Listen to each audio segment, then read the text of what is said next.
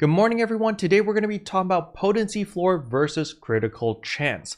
But before we jump into all of that, if you're new to the channel, I upload NGS content daily, so if you do play this game, I would really appreciate a subscribe as it really helps out the channel. Now without further ado, let's begin the video.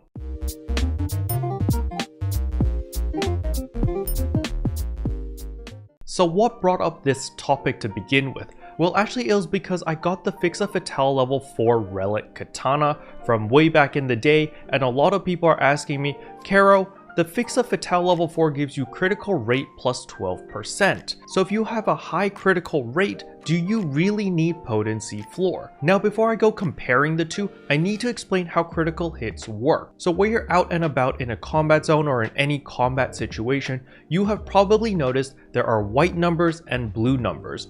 So a lot of people mistakenly think that the blue numbers are critical hits simply because the blue numbers are always bigger than the white numbers. You know, you're dealing more damage when you get the blue numbers. So a lot of people automatically think, oh, the blue numbers are critical hits. Unfortunately, that is not the case. The blue number simply means you are hitting an enemy's weak point and you are getting the benefits of applying weak point damage to that specific mob. Now the calculation is a little bit complicated over here. You can see there's an entire breakdown for non-critical hits and an entire breakdown for critical hits and the explanation and the various multipliers, and there is a lot that goes into the damage calculations. So what I'm going to do is I'm going to leave this NGS verification data storage, this specific page, in the description below in case you do want to find out all the nitty-gritty, but I'm going to be simplifying all of that so us normal people can understand what on earth is going on. So white numbers mean you just hit the enemy anywhere that is not a weak spot. Those are white numbers. Blue numbers is when you hit an enemy at their weak spot, so you get the additional damage. So what are critical hits then? Critical hits are when the number is physically bigger. So when you hit an enemy, you know, there's like a font size 14 number and it's just like, you know, 80 damage, 180 damage, whatever. And then suddenly you see one that goes like font size 16 or 18 or 20. It's a lot bigger than the other numbers. Then you know, oh, that's a critical hit. And that critical hit will deal significantly more damage than all of your other damage hits, simply because whenever you critical strike, you will deal 100% of your weapon's floor potency, but on top of that, you will also deal an additional 20% damage because it is a critical hit. So when you crit, you're technically dealing 120% damage versus a normal hit where there will be damage variance based off your floor potency. So let's say that you have 100% floor potency. That means every time you hit an enemy, you're dealing the maximum weapon potency simply because, well, your floor potency is 100. However, getting 100% floor potency is extremely difficult and extremely expensive.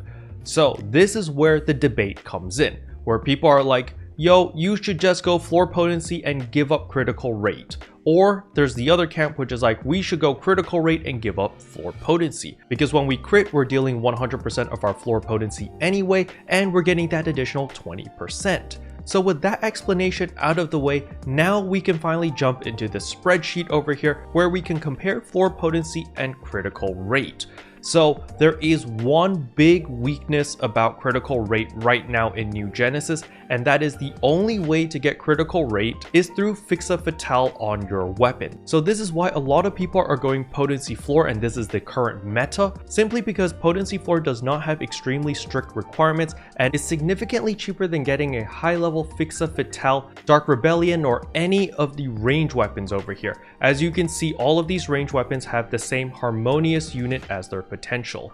So what does the harmonious unit actually do? It's potency plus 18%, critical hit rate plus 15%, critical hit rate plus 10% when HP is 80% or higher. So you get 25% extra crit rate right here as long as your HP is 80% or higher. So keep in mind my Fixa Fatale level 4, which gives me the critical activation rate plus 12%, is not included in that passive. So the 25% critical rate that I get from that weapon's potential is additive on top of the Fixa Fatale. So when we combine those two together, you will have 37% critical rate. However, something you do need to take into consideration is these are relic weapons. Relic weapons are extremely expensive, and on top of that, if you want a high level fixa like a fixa fatale level 4 or above, it is going to cost you a fortune to just get this 37% critical rate. But if we compare that with floor potency is much easier to increase. You've got your Addy Def Mel, which gives you potency floor increase by 2.5%.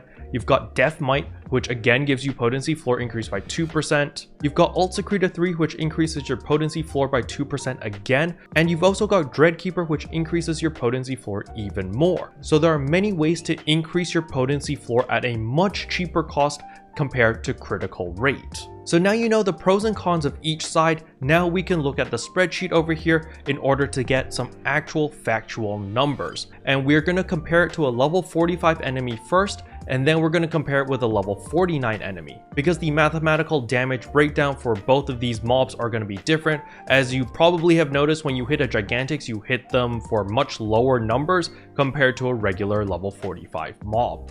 So as we can see here, against a regular level 45 mob, if you have 75% floor potency, which is default, you already deal more damage with any fixa attack versus your fixa fatale. So your critical hits over here is not as potent as just having raw damage when facing an enemy that is the same level as you.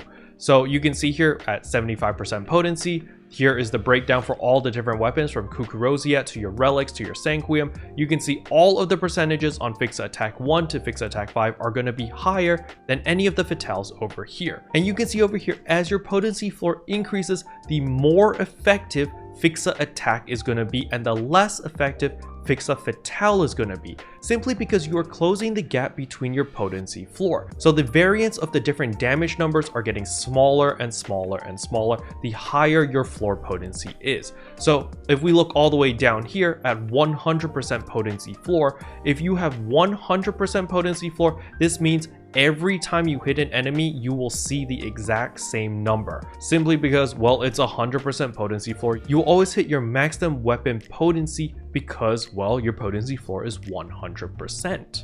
However, things change when you are fighting mobs that are higher level than you.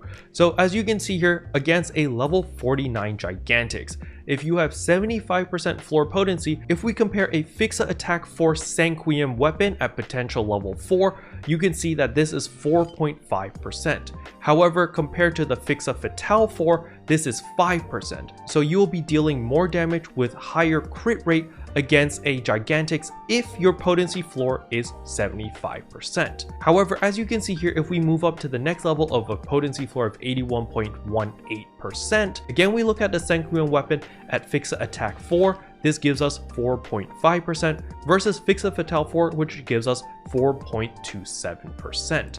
So already at 81.18% potency floor, Fixa Attack already outscales critical rate. And this comparison gets even more extreme the further we go down as we get more and more potency floor. So you can see here at 87.87% potency floor, it's 4.5% on the Sanquium Fixa Attack 4 compared to 3.55% on the Fixa Fatale 4. And you can see here it just gets lower and lower and lower, while the Fixa Attack stays pretty stable at 4.5%.